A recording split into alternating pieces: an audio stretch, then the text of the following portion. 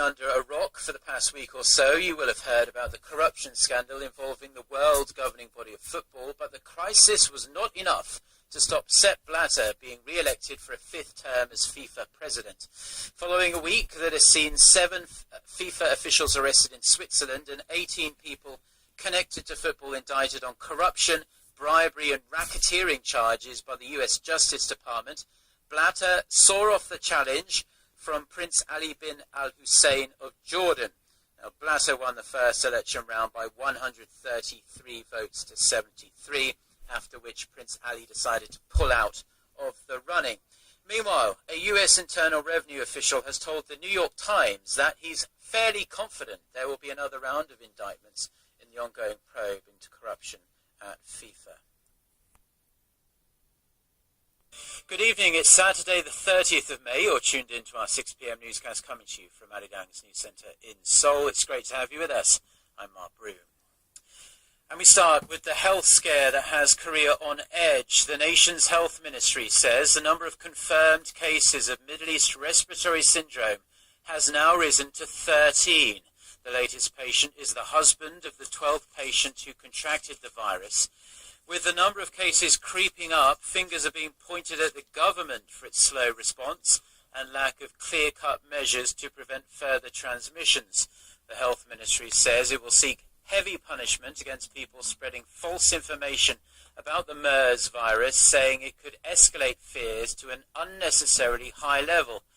Meanwhile, Chinese health authorities have reportedly decided to quarantine more than 55 people who have been in contact with a confirmed Korean patient who flew to China earlier this week. Reports out of China say the Korean patient is suffering from a very high fever and pneumonia.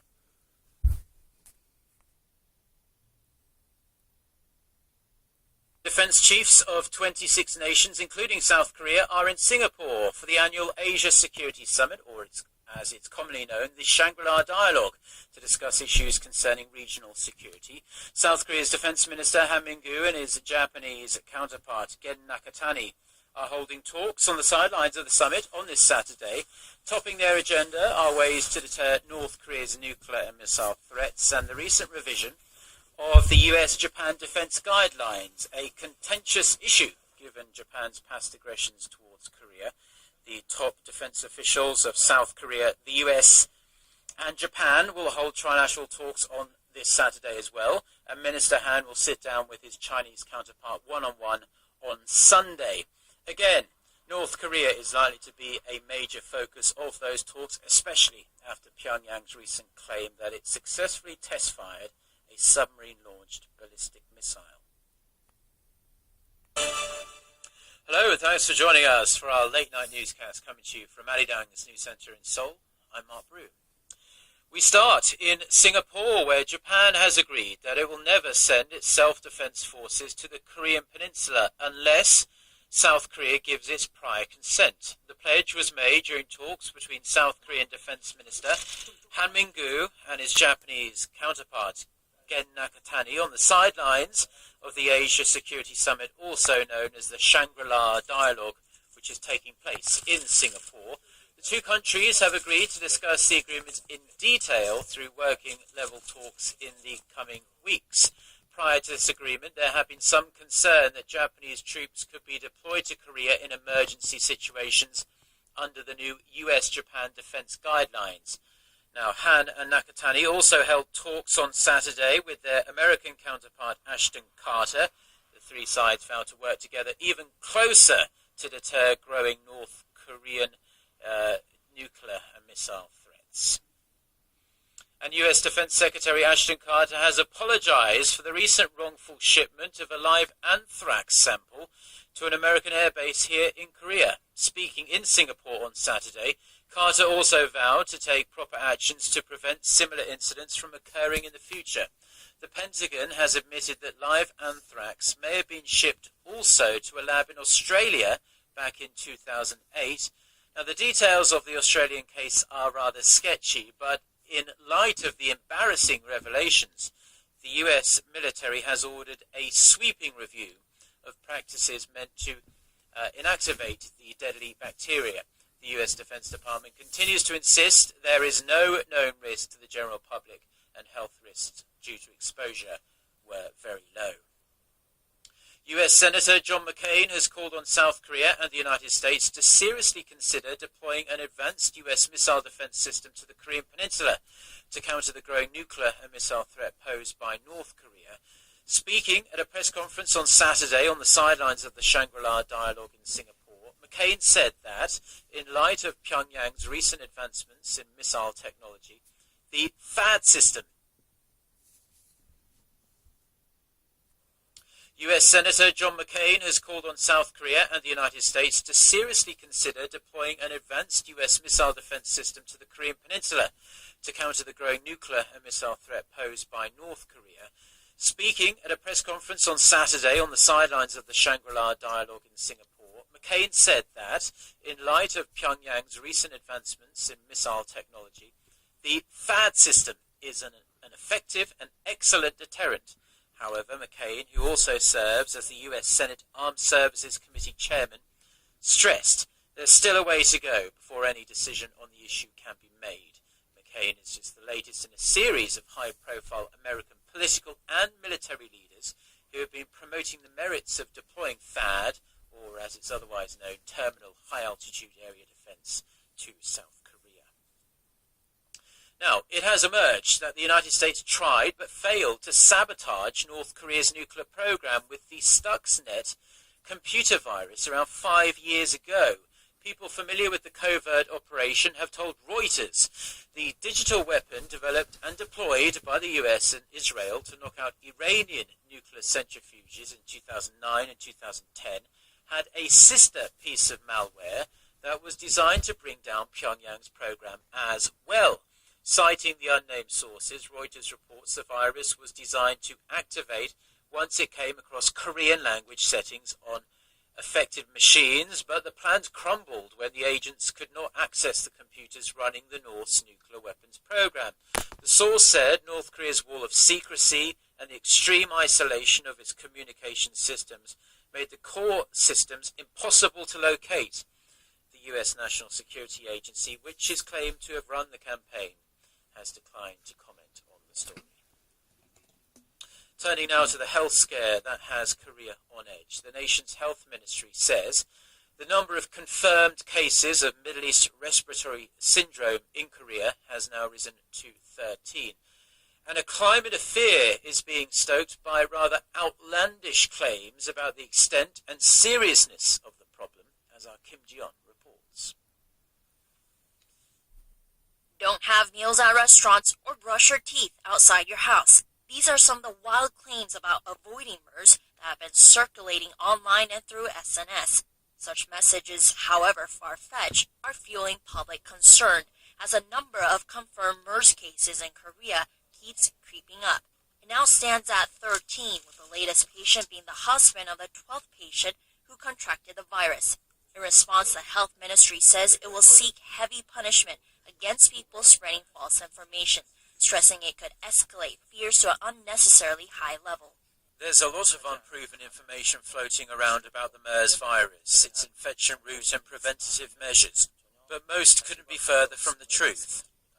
To prevent further transmission, it's advised that those suspected of contracting the virus promptly alert health authorities or go to a local hospital for a checkup.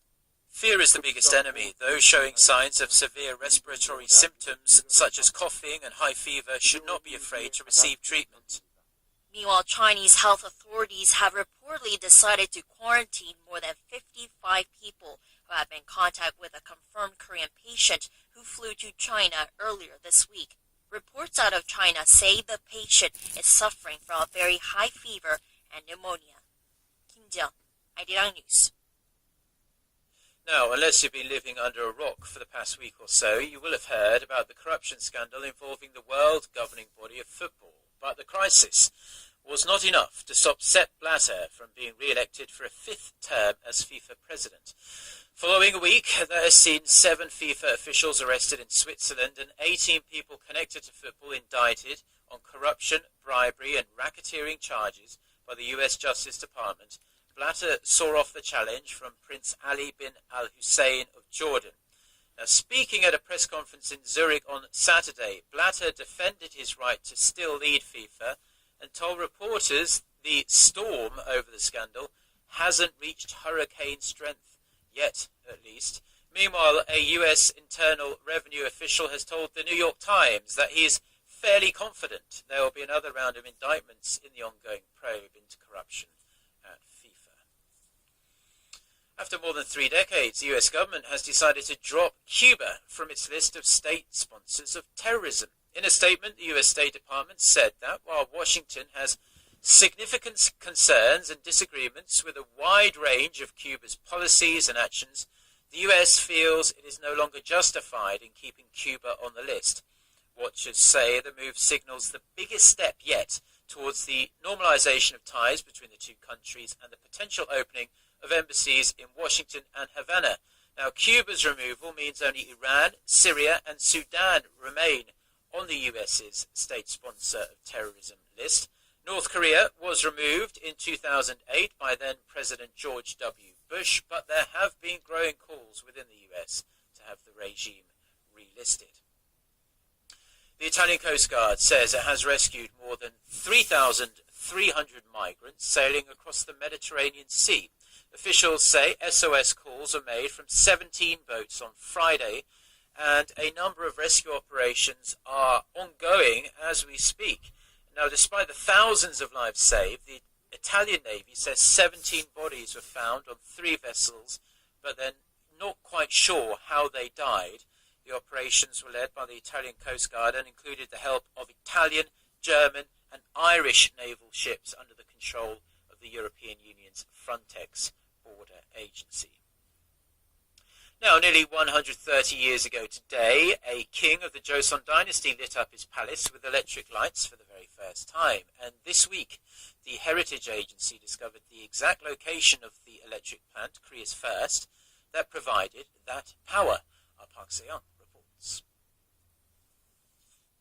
This is the site of Korea's first power plant in operation 128 years ago, but it's not where archaeologists expected to find it. Archival records point to Koncheongung, the king's quarters inside Gyeongbokgung Palace, where a marker indicates the birthplace of electricity in Korea. But after a year-long excavation, the National Research Institute of Cultural Heritage found that it's actually located south of Hwangwonji Lake, also on palace grounds. If the plant was located near the marker, it would have generated a lot of noise for the king. The newly discovered location is further south, which means less noise would have made it to the residents. King Gojong of the Joseon dynasty brought electricity to the palace in the late 19th century. After 11 envoys to the United States brought word of a new technology, he signed a contract with the Edison Illuminating Company in 1884. Korea's first power plant was completed in 3 years and lit up a series of street lamps and the king's chambers. The system was unstable in the early days and the lights would lose power frequently. Experts say the plant is a symbol of King Gojong's strong will to actively and at times prematurely incorporate Western culture. Park Se-young, Arirang News. Now, some 1,500 students from 95 countries and diplomatic delegations from 34 nations are in Korea's southeastern city of Gyeongju to participate in the Silk Road International Student Festival. The organisers say the festival, which kicked off on Saturday, is a chance to promote unity through the sharing of different cultures. Scores of performances are being held, including a traditional... Join us this morning. Hello, coming live to you from Seoul, I'm Lee Ji-yoon. We have plenty of fun business stories lined up for you this morning. Do you know how much you're really paying for your favorite snacks? So-called promotions might be hiding the true cost of those treats. Cutting-edge technology on display. We take you behind the scenes of the 25th KOBA exhibition, showcasing the latest developments in broadcast technology. Seoul and Beijing have agreed to strengthen cooperation to eradicate illegal fishing conducted by Chinese fishermen. Korea's Ministry of Oceans and Fisheries said the two sides agreed on the need for strong enforcement and punishment at a joint meeting held earlier this week. They agreed that when a Chinese vessel without a license from either country is detained, Beijing will be allowed to seize it. This is unless its crew refuses to pay a fine, in which case Korea